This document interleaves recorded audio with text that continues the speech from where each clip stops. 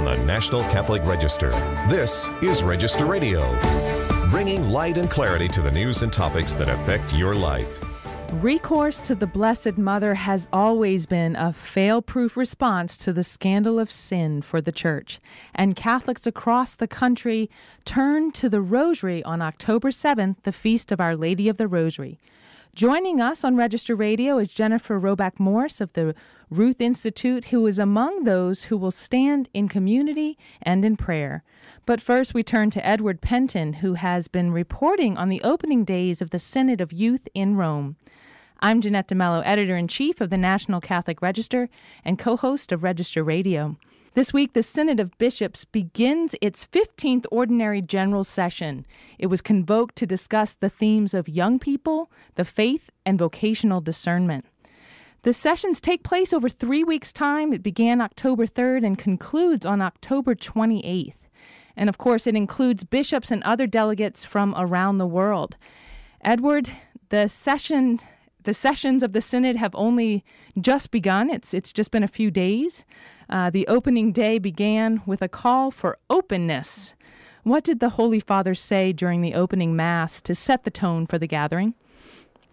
Yes, well, at the opening Mass, he stressed really to heed the call of the Holy Spirit. He said this before, of course, and he wants to entrust the Holy Spirit to enkindle in people's hearts a concern for the young people and to be concerned for their needs, and spiritual needs, of course, in principally spiritual needs. So it's very much stressing the supernatural, really, the spiritual there in his homily, which is of course expected for the opening Mass, and then in the first opening session, the first general congregation, he spoke to the Synod Fathers to really remember. Not to remember the mistakes that have been made, the sins of the bishops, the sins of the priests, and so forth that we've heard so much of lately, but to be focusing on listening, really listening to the young people and what their concerns are, and to really be open and welcoming to all of them, and help to speak to them where they are, and help to understand what their concerns are. And not to have a sort of top-down approach, but to really go out and reach out to them and listen to them. And so that was really the main focus is there. Of the first day. We should say that these days are very busy in Rome, and of course you're working long hours. We can hear you're on the streets of Rome, and that's quite natural because it's some really long hours for you. But there are many people who have descended on Rome right now. Edward, do you know the numbers? How many people are delegates or official part of the Synod? Do you know those numbers?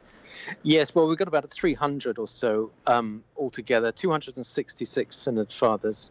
We also have 49 auditors, so it's quite a bit more than 300 really in total. But we have 49 auditors who share their expertise with the Synod Fathers and contribute in that way. They don't have voting rights, but they are allowed to sit in the working groups and to sit in the general congregations and give short speeches, 4-minute speeches, as the others are. Okay. And among those are 36 young people in the auditors. So that's quite a significant number. Of course, unlike any other synods, that's obviously a large number of young people present. That's right. And somebody said who was in the Synod Hall that they noticed just how many the youth of the Synod as a whole, you could see, even among the bishops, he said they seem younger. Sure. So there's quite obviously a predictable emphasis there on young people. Of course, and there should be, of course. The other group that descends on Rome during this time are journalists. I expect there are many more journalists. Matthew Bunson's on his way to Rome, and so he'll be there for part of the Synod. But there is a significant number of journalists as well, right? Yes, so quite a few. I don't know if it's as many as last time, but certainly there seem to be quite a few people here from around the world, and from all kinds of different agencies. But obviously, I mean, this synod I think I may have said before, I mean, the synods under Pope Francis have become quite big occasions, right. much bigger than they used to be, That's and right. also more controversial. But That's that right. has also led to more public attention and more media attention. Before we get into the highlights of this week in terms of what has been said thus far, or even some of these controversies, let's turn and talk a little bit more about the structure of the Synod days. I mean, what have interventions started? What is the structure of a Synod day? Yes, well, it starts off with general congregations, which is when all the Synod Fathers meet together in the Synod Hall, and they have series of talks given, 4-minute talks by each Synod Father. And then these will, I think later in this week or maybe next week, we'll have the working groups where they split up into language groups, and they discuss various themes in those groups, and then they come back to the general congregations again. Now, these general congregations take place morning and afternoon, and they're quite lengthy. I think there's 20 or so each session. Okay. And what's novel about this time is that the Pope has introduced a 3-minute silence after 5 interventions. So, in order to help the Synod Fathers discern, that listening that he talks about, exactly. Right. So. And that seems to have gone down well, and people have really appreciated that, it seems. Okay. And is it during these general sessions that they do get to hear from some of these youth and observers as well? Yes, I think they do. The youth auditors will speak also at these general congregations, I believe, but later on. We've had, so far, some well-known bishops speak, like Archbishop Chaput, of course, and then Bishop Robert Barron and Archbishop Anthony Fisher of Sydney, Australia. These are a few of the ones who've spoken so far, early on. And what have some of their interventions been? I mean, what are they saying? What are they appealing for? Yes. Well, one of the most interesting, I think, was Archbishop Chaput's, because he spoke about something that's been of concern to a lot of people about this synod, which is that it's possibly being used to, by some groups, to sort of push through a homosexual agenda. The loaded acronym LGBT found its way into the working document of the synod, and so people have got quite concerned about this. And Archbishop Chaput said that that's not on, that it shouldn't actually be part of the working document. It shouldn't be part of any church document, and it's not something that should be part of church teaching to have identity designated by sexuality. So this was quite an important intervention, right? Yes. And of course, Archbishop Fisher, that you mentioned of Sydney, was making an apology to young people for the failures of the church. So that obviously is another theme that has become prominent, is just talking about the sexual abuse crisis and how that, of course, has affected young people. Edward, yes. You mentioned the procedures, and so after the working groups, they come back together and they begin to create a document. And this is the working document or it ends up being the final document of the synod. You wrote early in this week about some questions regarding how that procedure of the final document of the synod may come to be. It seems like there's some ambiguity as to what the procedures will be. Can you fill in our audience on that? Yes. Well, this is possibly connected with the whole push for homosexuality to being accepted, or at least alleged push. This regards the procedure of the synod, which has been changed due to a new apostolic constitution, which the Pope introduced just a few weeks ago. And what this means is that what they might try to do is to not vote on each paragraph of the final document, which they did in the past. And that was quite useful, because if you got a 2/3 majority had to vote for each paragraph. And if you didn't get that, then it showed obviously that there was a lack of consensus in these areas, these particular paragraphs. So that seems to have gone, and what they're going to probably do is vote on the whole document as a whole. Mm-hmm. And by another change that they've introduced is to make the final document, part of the papal magisterium, which is another new thing, which would give it a lot more weight. So, so in a sense, by being able to vote on the whole document by 2/3, it makes it easier for those who want to push through some controversial proposal, because it will go through sort of under the radar, if you like. So this is one of the concerns that people have, but we're going to have to see, because the Synod Secretariat is saying, well, we don't know yet, and we're going to see how things will play out, whether this procedure will be implemented or not. So it's still an open question. Yes, it almost sounded as though he wanted to see if controversy really arose throughout these discussions that would merit such kind of individual votes. But I guess it does remain to be seen what will happen. And we already know controversy has existed around the working document. So it's going to be an interesting moment. Well, I'm looking forward to hearing more about the youth themselves and what they have to say, because that seems to be the whole point of this. And I expect that soon their voices will be heard. Edward, of course, we're waiting for next weekend is another special event in Rome that's not necessarily tied to the Synod, but it's a canonization. Tell us who's being canonized. I know it's a handful of people.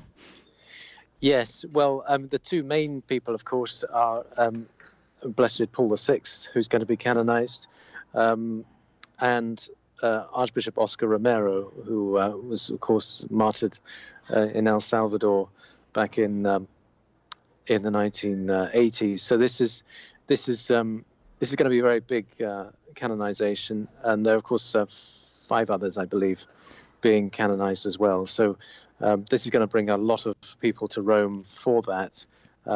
But also, I think that it's no coincidence that it's going to be these are going to happen during the Youth Synod as well, because I think the Pope wants to emphasize, certainly, I think Paul VI's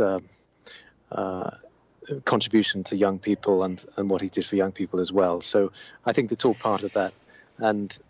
And also, I think it's also part of the Second Vatican Council. I think the Pope wants to make Paul VI very much part of, and this synod as part of that sort of time, because, of course, the synods grew out of the Second Vatican Council. That's right. And in fact, the synods were sort of, in a way, to try to sort of keep the council mood going, and that's what the synods try to do, not in as great a way, but certainly in some form they want to continue that. That's right. We could basically call Paul VI the father of the Synod, and exactly. So it is fitting that his canonization is taking place during this Synod. Well, Edward, we look forward to your reporting.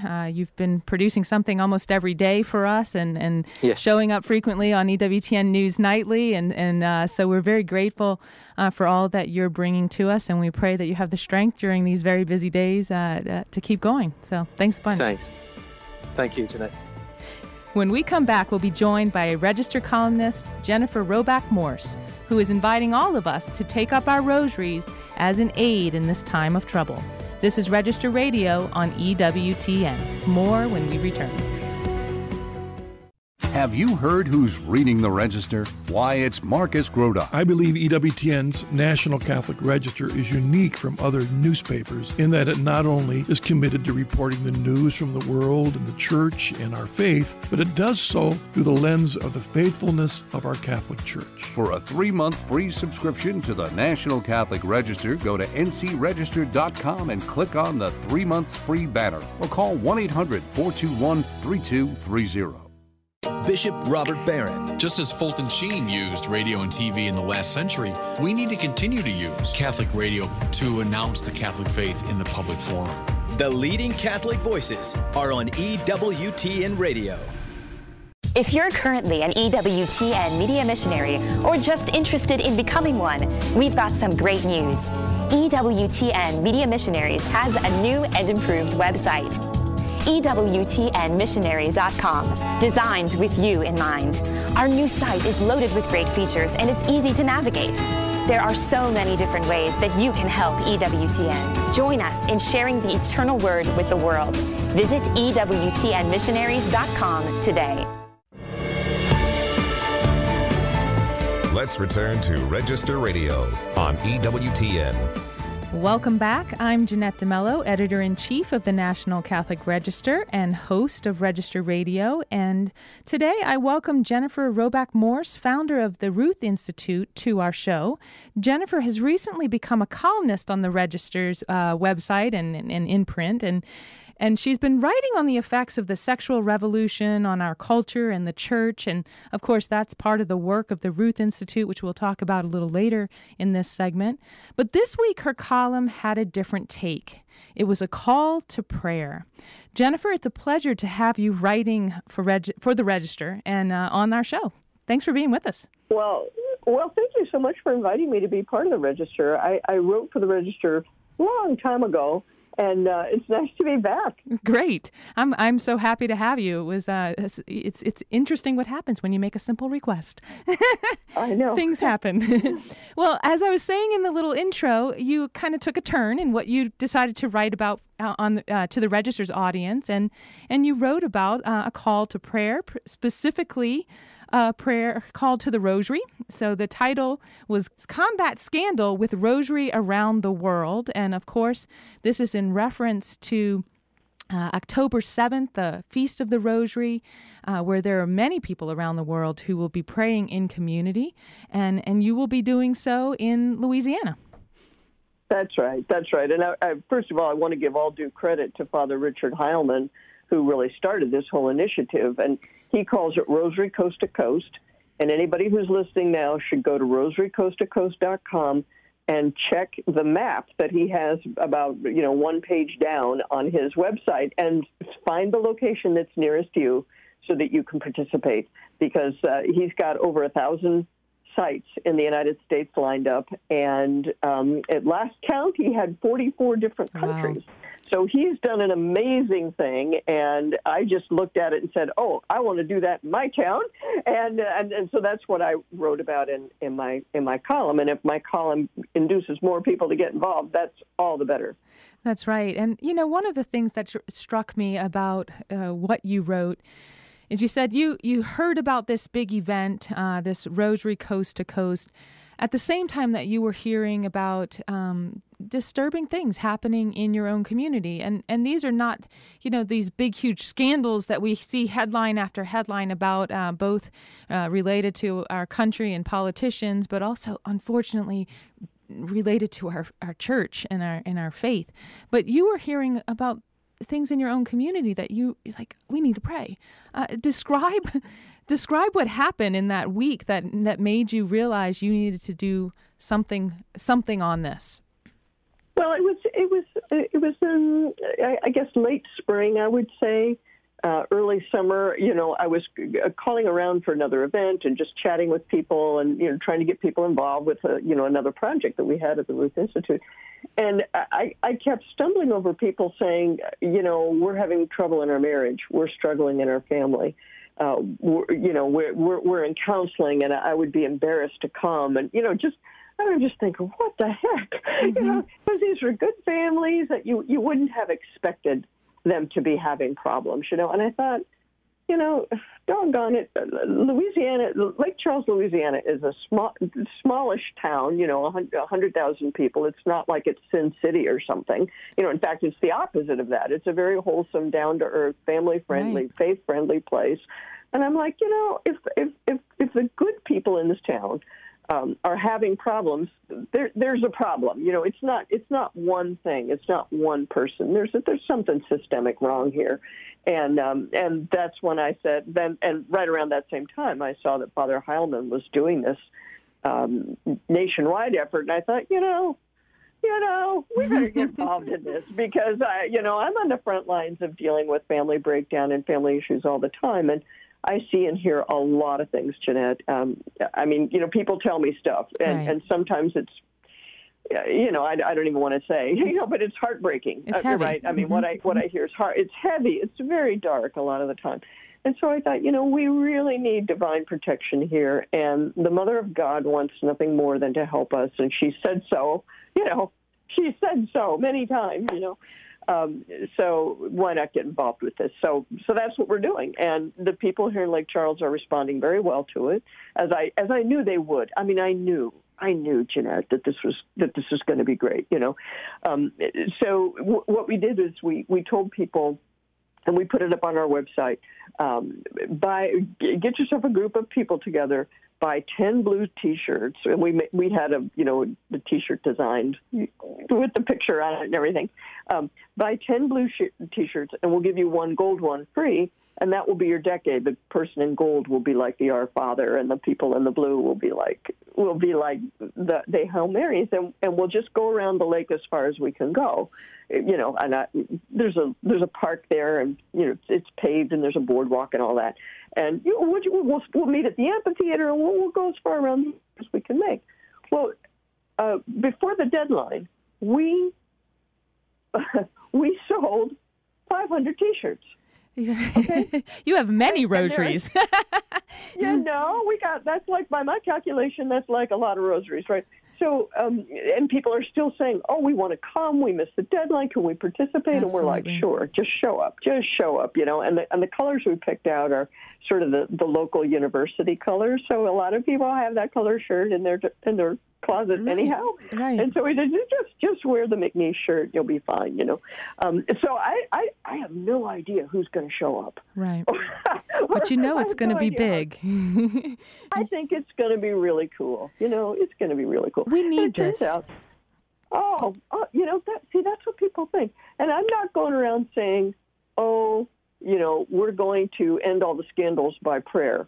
I mean, I talk about the scandals. We're very open about that. And, we have our research on the subject and so forth that we talk about all the time. But I think people just have a sense that because of everything that's going on, we want to be involved, and so I don't have to beat that drum. It's just kind of on everybody's mind, Right.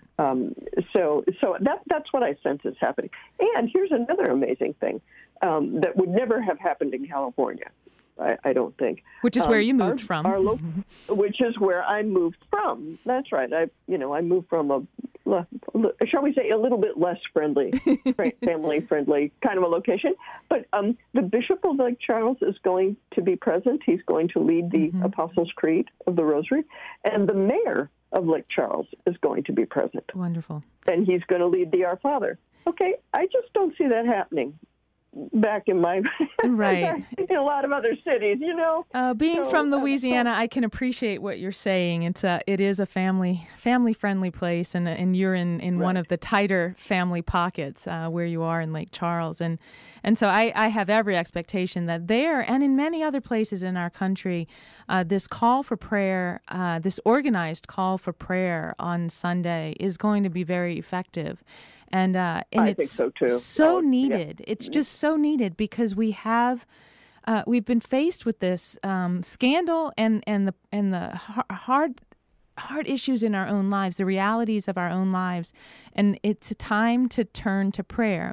Now, as you've said, the Ruth Institute and your own columns in the Register have certainly not been all about prayer. It's been a lot about action, and I don't want to end the show without talking a little bit about the work that you do and the calls for action. I think your article right before this last one on prayer was about becoming activists, community activists, to make sure change happens. So what is the work of the Ruth Institute, and how might it help people become involved?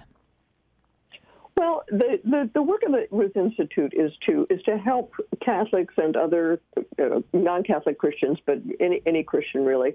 It's to help people to defend the family and to explain why they believe what they believe about marriage and family and human sexuality. That's what we do. And so we equip people largely with scientific and, kind of more secular kinds of knowledge, sociological information, legal documents, and things like that.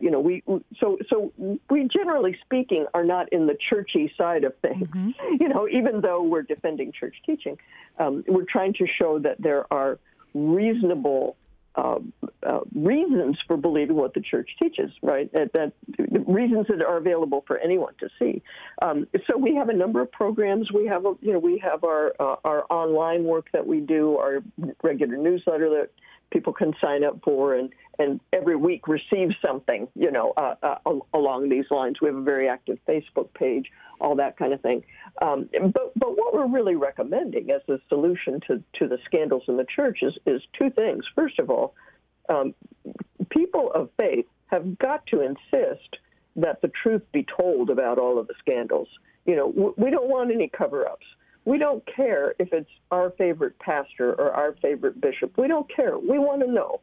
We want to know what's going on. We want justice for the victims, and we want punishment for the guilty, and we want protection for the innocent, and we have to be clear about that. I think it's very important that there be no hesitation or equivocation about that. And then the second thing is I think the laity really, really need to defend church teaching on marriage, family, human sexuality, the whole package that John Paul II laid out for us so beautifully in the Theology of the Body, the universal call for holiness that includes a universal call to chastity, where chastity means rightly ordered sexuality, right? And we need to talk about it because too many of the clergy will not talk about it, and now we know why they weren't talking about it. So we need to talk about it. The heck with them. I mean, not really the heck with them, but you know what I mean. If they're not going to do it, doggone it, we have to do it. We've got to hold them to it. Yeah, we've got to hold them to it. Not only hold them to it, Jeanette, whether they do it or not. My point is whether they do it or not. No matter what they do, we need to do it. Absolutely. That's my point. 100%.